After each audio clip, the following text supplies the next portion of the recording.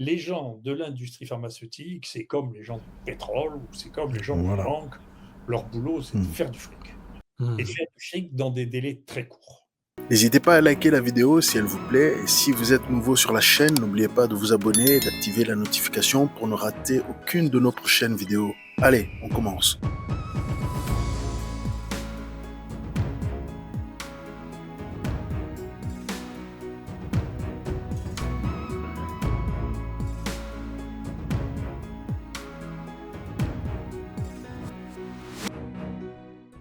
Bonjour à tous, je suis Adem ici pour Vision et Transformation. Alors c'est vrai que sur cette chaîne, si vous regardez l'ensemble des vidéos, c'est surtout des sujets spirituels, prophétiques et ainsi de suite. Mais de temps en temps, nous apportons des sujets de société qui ont besoin de notre attention en tant qu'Église afin que nos prières puissent agir dessus. Et je pense que ce point-ci, l'Église a été trop dormante dessus, notamment le sujet de Big Pharma, c'est-à-dire les pharmaceutiques. Nous savons que Apocalypse 18, 23, il y a un jugement sur Babylone et le fait que le monde a été pris par ses enchantements. Le mot enchantement, c'est sorcellerie, c'est pharmakia, et parce que nous avons oublié notre autorité en Christ par rapport à ces sujets-là. Alors, quoi de mieux pour alimenter nos prières, pour alimenter notre pensée, notre réflexion, face à la corruption qui vient des Big Pharma. Et depuis 2020, nous avons vu à quel point ils peuvent être dangereux. Et c'est normal, ils deviennent un outil du malin. Alors, je ne condamne en aucun cas la médecine, même la pharmacie d'un point de vue général, parce que je suis convaincu que ce que nous voyons, ce n'est que l'effet de ce que le diable ou bien de ce que la chair, hein, d'un point de vue spirituel, hein, ceux qui ont lu le livre romain, ce que la chair fait, donc l'ego humain, sans Dieu, sans l'inspiration du Saint-Esprit, et sans la bonne volonté, sans l'amour, c'est-à-dire de s'occuper de son frère humain, de sa sœur humaine. Hein, le Big Pharma, c'est le résultat d'une mauvaise science et d'une sagesse nauséabonde, une sagesse de ce monde. Mais il y a l'alternative qui est celle de Dieu. Là, nous voyons, ce que vous allez entendre, c'est les effets qui viennent de l'arbre de la connaissance du bon et du mal. Mais ce que nous devons apporter dans nos prières, c'est la science divine, la science de Dieu qui amène la liberté. Vous pouvez désormais soutenir la chaîne via PayPal ou en nous achetant un café. Les détails sont dans la description. Et pour l'instant, il y a vraiment le côté qu'on peut rester respectable. On peut rester respectable en ayant trafiqué de la drogue, en ayant fait plus que Pablo Escobar, et continuer à être reçu, à être un A-lister, comme on dit, être reçu dans tous les salons et dans tous les événements de levée de fonds pour les partis politiques. Enfin, c'est quand même un truc qu'il faudra changer, comme vous le dites, ça. Et c'est le témoignage d'experts comme vous qui permettra de le changer. Mais vous savez, c'était la même chose sur le Vioxx, hein. Le Vioxx, Mmh. c'est 50 000 morts. Vous voyez que c'est plus qu'Escobar, 50 000. hein. Ouais, 50 10 000. Escobar. Ouais. Et après le New England, après avoir publié tous les papiers de Pourdoux sur l'Oxycontin et tous les papiers sur le Vioxx, dans lequel les études étaient caviardées, hein, ils ont fait des excuses en disant quand même on n'aurait pas dû faire ça. Ils ont fait des excuses, mais ça n'a rien changé. Ils ont refait Mmh. le même coup avec le Covid, hein, quand même. Et puis ils referont le même coup encore. Et les gens disent comment, enfin le Lancet, pas le Lancet, le Lancet, il fait à chaque fois Le le. Lancet, c'est la revue scientifique, une des plus élevées, les plus reconnues, mais aussi très corrompue. Enfin, Il fait à chaque fois. C'est vrai que c'est pas du tout la première fois, et à chaque fois, on fait comme si c'était un cas isolé, pas comme si c'était devenu une sorte de culture ou quelque chose d'acceptable. Quand vous disiez salopard, ça veut dire des gens sans morale, enfin, des gens qui acceptent de truquer des études sur un médicament qui peut sauver les vies de millions de personnes. C'est qu'en effet, ils ont plus de limites, quoi. c'est nos limites, c'est pas, c'est juste. Mais si vous voulez le message, si j'ai l'occasion de voir Kennedy ou de discuter avec des gens qui sont manettes, il n'y a qu'un seul message, mais ils le connaissent déjà le message. Les gens de l'industrie pharmaceutique, c'est comme les gens du pétrole ou c'est comme les gens des Voilà. banques. Leur boulot, c'est de faire du fric et de Mmh. faire du fric dans des délais très courts. Point final. C'est C'est ça. pas de sauver l'humanité, c'est pas du tout. Et tous les gens qui ont la main sur le cœur, écoutez, il faut jamais les croire. N'oubliez jamais que la main sur le cœur et la main sur le portefeuille, c'est la même. Mmh Vous mh voyez? mh. quand on met la main comme ça, C'est voilà, on ne il sait faut pas sur quel organe c'est en effet. c'est ça. Je me méfie des Grecs et de leurs cadeaux. Voilà, n'oubliez jamais ça, c'est la sagesse, c'est Virgile quand même, hein, il ne faut pas oublier. Ouais, Voilà, vous voyez? Donc, ouais, ouais, il c'est faut pas oublier ça, c'est extraordinairement important. Heu, mmh. L'industrie pharmaceutique n'est pas là pour nous faire du bien, elle est là pour faire du fric. Ouais, ouais. Quand Mais vous oui, avez mais à chaque fois qu'on le rappelle, enfin, on a même des gens qui disaient que Big Pharma était complotiste, alors que le mot Big Pharma est reconnu par le Congrès des États-Unis. C'est ça qui est pas fascinant. En France, on avait des officines assez sulfureuses qui disaient: «Big Pharma, c'est un terme complotiste». Dans le même temps, on avait le Congrès des États-Unis, qui est le corps constitué le plus respecté du pays, qui disait: «Beh, bien sûr, Big Pharma existe et on va faire des commissions d'enquête dessus, donc de quoi vous parlez?» ouais.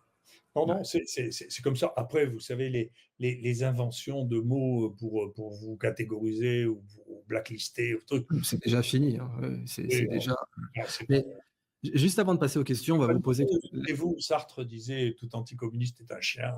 ouais, voilà, c'est ça, non, exactement. Ouais, il y a des tendances comme ça. Alors juste avant de passer aux questions, on va vous poser donc le dernier grand thème, puisque Alors, vous l'avez entendu, hein.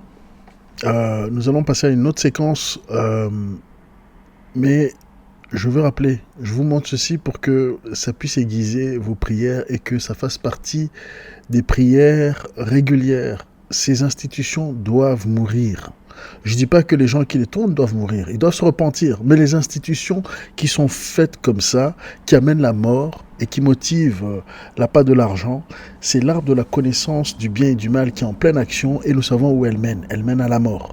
Alors, allons-y, juste pour comprendre d'où vient la corruption pharmaceutique, si notoire, hein, allons-y dans cette deuxième séquence. Pour la séquence qui suit, considérez que c'est la même chose pour le diabète, pour la pression, maladie de haute pression artérielle, et ainsi de suite.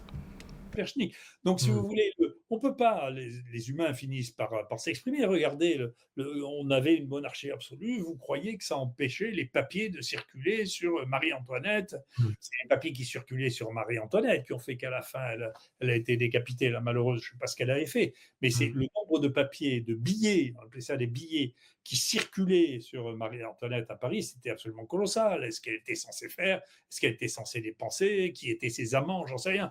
Donc, si vous voulez, la communication officielle, elle n'a qu'un temps. Vous savez, elle colonise une communication qui est autonome, et ensuite, quand elle la transforme en objet de propagande, tout le monde s'en rend compte. Là, on se mmh. rend bien compte que les médias, les médias mainstream sont purement et simplement des objets de propagande, comme était Oui. la Pravda. Moi, j'appelle ça la Ça Pravda. ça a sauté aux yeux, quoi. Et alors, comme vous avez lu ce livre qui a été, longtemps censuré, mais qui s'est très bien vendu et ça explique ce que vous dites, c'est-à-dire le côté propagande versus réel, puisque en fait, ce bouquin a fait plusieurs millions de ventes aux États-Unis, pas seulement aux États-Unis, dans le monde, à savoir donc The Real Anthony Fauci. Je pense que c'est à ce livre-là que vous faisiez référence quand vous parliez du bouquin. Bien Ouais. sûr. Est-ce que vous pouvez nous en dire un petit peu plus? Et la raison pour laquelle, Musk,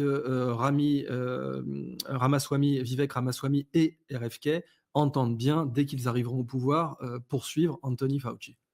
Vous savez, ce qui s'est passé dans les maladies infectieuses, Mmh mh. et en médecine en général. Vous savez, les traitements qu'on donnait en maladies infectieuses, je vous dis, à part la tuberculose, c'est à partir de ça que j'ai fait une digression, euh, sont des traitements courts. Mmh. Donc, c'est pas rentable. Donc, moi, Oui, c'est pas des abonnements. Mmh. moi, l'époque où les maladies infectieuses sortaient des médicaments, c'est les antibiotiques. Bon, Mmh. quand vous aviez donné 10 jours d'antibiotiques, si vous voulez, avant de faire des fortunes avec ça, il faut le faire. Donc, les médicaments sur lesquels, d'ailleurs, beaucoup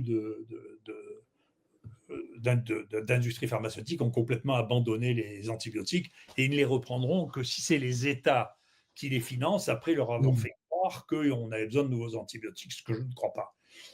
Et donc, j'ai écrit un livre aussi là-dessus. Euh, Quand on est arrivé au moment du sida, ou quand vous arrivez, là, le sida, c'est l'opportunité la plus extravagante qui soit, c'est un traitement à vie. Oui, bien sûr. Mmh. Quand vous rentrez là-dedans, alors Mmh. ce qui rentre comme argent est Oui. hallucinant. Parce En qu'en plus, plus, c'est un traitement à vie pour survivre. Donc là, il y a la volonté du patient de tout donner parce que c'est sa vie qui est en jeu, quoi. Et puis, quand on part de la monstruosité qui a été le sida au départ, c'est une chose Mmh. absolument atroce, hein. Moi, j'ai ouvert la première salle de, sida à Marseille, à la PHM. Donc Ouais, c'est les mon symptômes étaient horribles. Mmh. C'était horrible, c'était absolument c'est atroce, et donc ensuite de ça, en réponse à ça, il y a eu bien sûr des groupes qui sont mis à hurler. ACT UP, moi j'ai beaucoup de respect pour ACT UP, hein. ACT UP étaient des gens extrêmement dynamiques, qui hurlaient au secours, mais vous savez qu'ils étaient radicalement contre les essais randomisés. Quand Mmh. ils ont essayé de faire des essais randomisés à San Francisco, le type était pas bête. Qu'est-ce qu'ils faisaient? Ils se partageaient moitié-moitié. Ils mélangeaient tous les médicaments, les placebos et le truc, et puis ils en prenaient chacun une partie. Comme ça, ils prenaient au moins la moitié du traitement au hasard. Oh Vous là voyez? là. Parce qu'ils voulaient pas mourir. Enfin, c'est un truc, on en mourait. Hmm. Enfin, et donc, c'est assez intéressant. Mais du coup, à partir du moment où il y a eu des traitements qui ont commencé à marcher, ils ont commencé la foire au traitement randomisé, qui est devenu le fait qu'ils se sont achetés toute la communauté. Oui, parce Mhm. qu'en plus, ça crée une barrière d'entrée. Enfin, on a une cartélisation. Seuls les très riches peuvent se payer des essais randomisés, donc plus personne peut rentrer comme ça sur le marché, quoi. Puis c'est pas ça, c'est qu'avec le financement, l'argent qu'ils ont, d'abord, ils peuvent acheter tout le monde. Mmh. C'est eux qui ont organisé tous les congrès, c'est eux qui paient tous les journaux, c'est eux qui paient tous les voyages, c'est eux qui payent tous les essais, y compris les essais qui servent à rien. Parce que Ouais. maintenant, si vous voulez, pour le sida comme pour Terrible. l'hépatite, où ils ont truandé, c'est Gilead là encore qui a Oui, là truandé. aussi. Vous pouvez savoir si ça marche ou ça marche pas en regardant s'il y a du virus qui circule ou circule pas. Mmh. D'accord? Le Si ça piquage, ouais. circule, ben, vous retraitez les gens. Et Mmh. donc, pour savoir si ça marche, vous savez très rapidement, en quelques jours, si ça marche pas. Après, la durée du traitement pour éviter les rechutes, c'est un peu plus compliqué, mais pour savoir si ça marche, vous avez pas filé un placebo à quelqu'un dont vous pouvez mesurer s'il a le virus qui baisse ou qui baisse pas, parce qu'avec le placebo, ça baisse pas. C'est Mmh. idiot. Hmm. Vous voyez? Mais à partir de ça, on a construit un montage, y compris intellectuel, qui rend les médecins indispensables, qui les fidélise et qui les accroche, vous voyez? Qui les rendent euh, drogués aux produits anti-sida et aux produits anti-hépatite. Mmh. Ça a bouleversé, si vous voulez, le paysage de la corruption. Et la corruption, et bien sûr, celui qui était aux manettes, c'est Fauci. Donc c'est un tournant historique. Alors vous dites là, on était dans les années 80 ou 90? Oui, oui, les années 80-90. Ouais. Ouais. C'est un tournant historique. Là, d'un coup, la corruption rentre à Mhm. tire-larigot. Mmh. Et vous avez des gens d'une violence considérable. Tous ces gens qui ont été d'une hostilité considérable, c'est les gens qui ont fait les essais thérapeutiques avec les hépatites et le sida. Tous les Mmh. gens que vous avez retrouvés à diriger, que ce soit Delfrécy, que ce soit Madame Costagliola, que ce soit Monsieur Yazdampada, tout Mmh. ça, c'est le Fischer sida. également peut-être? Donc tout l'INSERM a été bouffé par la bande au sida. Mmh. D'accord.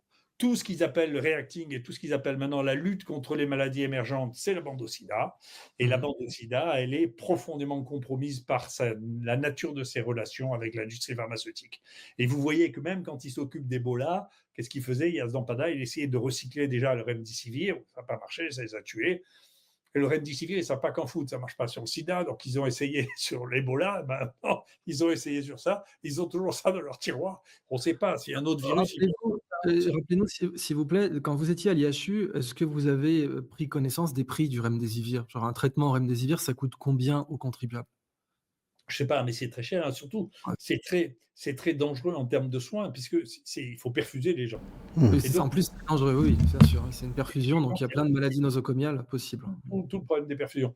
Mmh. Donc, si vous voulez, la conclusion de Fauci dans le New England pour dire que c'était un traitement merveilleux, c'est de dire il faut le donner précocement avant que les gens soient hypoxiques. Donc, avant que les gens soient à l'hôpital, ça veut dire que quoi? Vous les perfusiez à la maison. Donc, le seul intérêt de ce truc, c'était de perfuser les gens à la maison. Mais les gens ne vont pas se faire perfuser à la maison s'ils n'ont pas besoin d'oxygène en plus. Vous voyez? Mmh. Mmh. Non, Et mais donc, on voit et- à chaque fois, on revient à ce problème fondamental qui est qu'on a un cartel. Le sujet est devenu de plus en plus important parce que vous voyez que, dans les dernières nouvelles, les États-Unis envisagent de briser le cartel de Google. Donc, Chrome devrait être vendu. Ça a été évoqué. On sait que ça fait 20 ans que des gens le disent. Enfin, depuis que Chrome existe, les spécialistes des affaires antitrust, comme Fabrice Epelboin ou d'autres disent: «Ah, connecté, c'est pas possible d'avoir contrôler le navigateur et le moteur de recherche en même temps et d'avoir toutes ces données. Donc en fait, on voit que si on avait un Teddy Roosevelt, peut-être aussi qu'on pourrait démanteler le fameux Big Pharma aux États-Unis, décartéliser, faire des lois anti-cartel qui permettraient à des nouveaux entrants de proposer des molécules pas chères, parce que pour l'instant, ce cartel, son premier métier dans la vie, c'est de tuer les molécules pas chères. Ça commence par là. Ouais, bien sûr. Bien sûr, mais on a besoin, moi je pense qu'il ne faut jamais désespérer de l'Amérique parce que l'Amérique a des ressources et une créativité persistante. Vous savez, cette histoire-là, parce que l'histoire se répète, comme disait Marx, qu'on ne croit pas que je regarde, que ça fait que Marx disait à propos de Napoléon Ier et Napoléon III, la L'histoire se première, répète. la première histoire est une tragédie, l'histoire se répète, et la deuxième fois c'est une farce. On a eu l'histoire, les Américains ont eu l'histoire de Rockefeller, d'accord, Oui. avec le Standard Oil, qui avait quasi monopole sur le pétrole. Les Américains n'ont pas pu supporter ça, ils ont fait la loi anti-monopole, ils l'ont cassé. Et Rockefeller pour pouvoir, était considéré comme l'homme le plus haïssable de tous les États-Unis, détesté par tout le monde, et il a écouté des conseils, je crois que c'est Dale Carnegie d'ailleurs, qui lui a donné Ah oui, de faire sa fondation. Ouais. de faire sa fondation, qui était une fondation bienveillante. Et une donc, université aussi, comme Carnegie d'ailleurs. Carnegie Mellon et Université Rockefeller, et puis Chicago, qui a été fondée par les Rockefeller aussi. qui, normalement, vous voyez, dans toutes les grandes, les trois religions du livre, vous savez, on dit, tu dois faire le bien et donner de l'argent pour les plus pauvres, mais ce que fait ma main gauche, ma main droite doit l'ignorer. Donc, tu ne dois pas le dire.